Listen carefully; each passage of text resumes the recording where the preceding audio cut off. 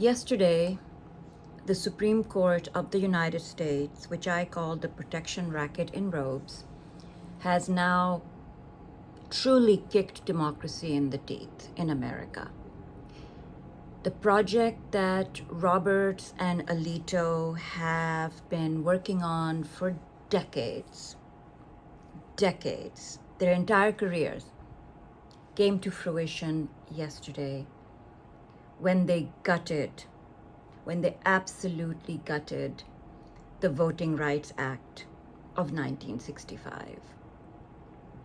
They had already gutted key parts of it. Roberts had under Obama. Yesterday, they almost entirely gutted it. The Civil Rights Act was a bipartisan legislation signed into law by Lyndon B. Johnson on August 6, 1965.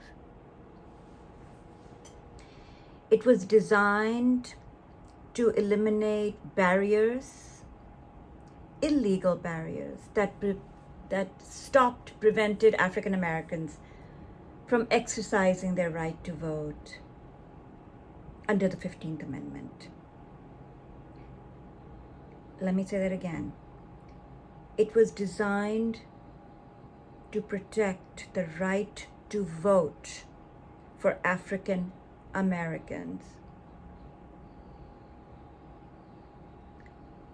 The federal government provided oversight, abolished literacy tests,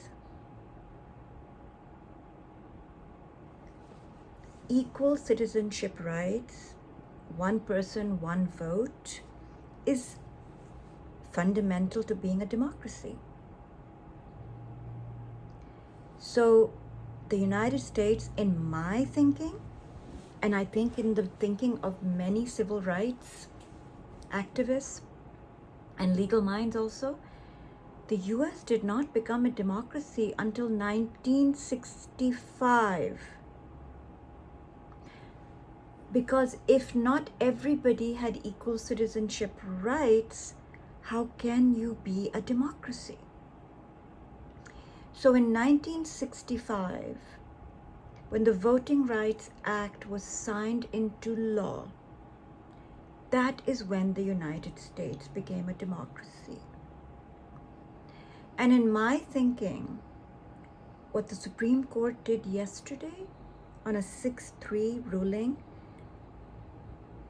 the MAGA right-wing justices ended democracy yesterday.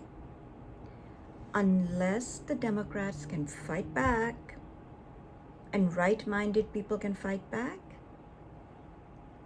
if 1965 guaranteed democracy in this country, yesterday's ruling ended it. The Civil Rights Act was a direct response to the violence meted out on Black voters.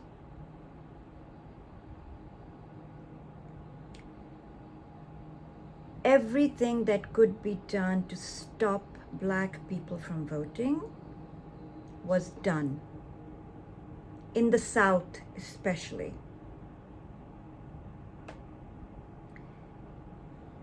The Supreme Court basically gutted provisions. Section 2 was gutted prior, which said that a nationwide permanent ban on any voting rule that results in the denial or abridgment of the right to vote on account of race and color. That was gutted. Section 5, pre-clearance, required specific jurisdictions with a history of voter discrimination to obtain approval from the U.S. Attorney General or a federal court before changing voting procedures.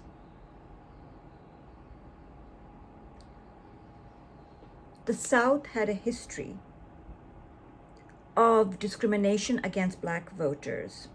Section 5 guaranteed that they couldn't do that again.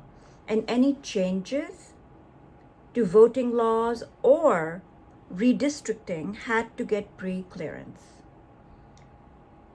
because of the history and the constant machinations to dilute black political power.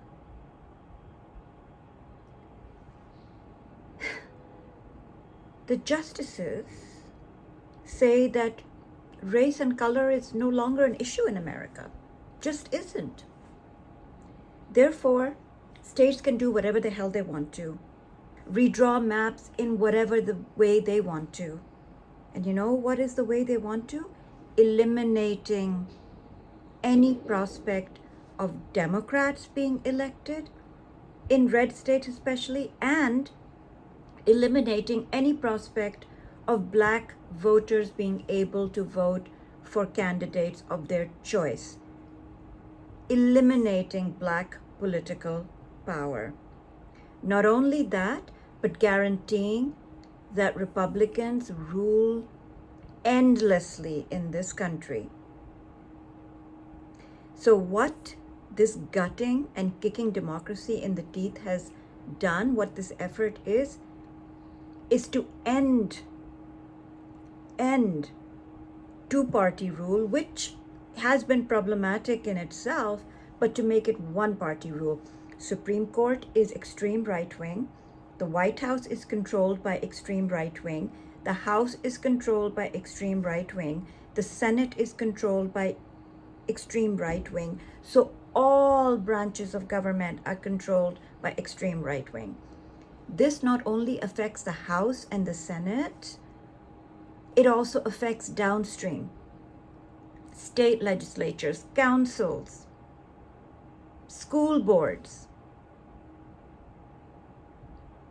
This has been the longest project of the extreme right wing to eliminate equal rights in this country. It's almost like they never got over the Civil War, never got over slavery. They want to go back to that time when people of color had no say, no rights, no political power. No political power.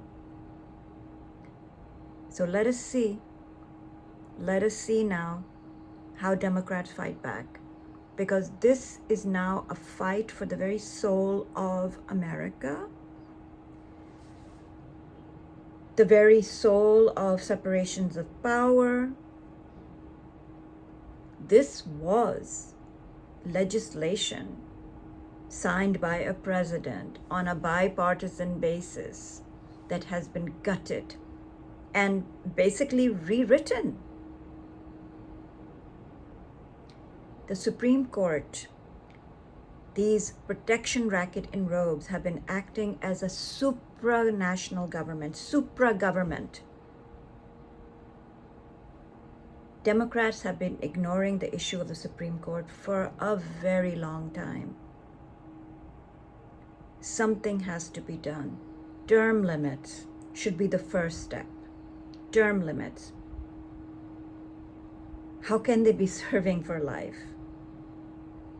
They are affecting generations of Americans. One person, two people, 3, 6 of them for life. Generations are being affected.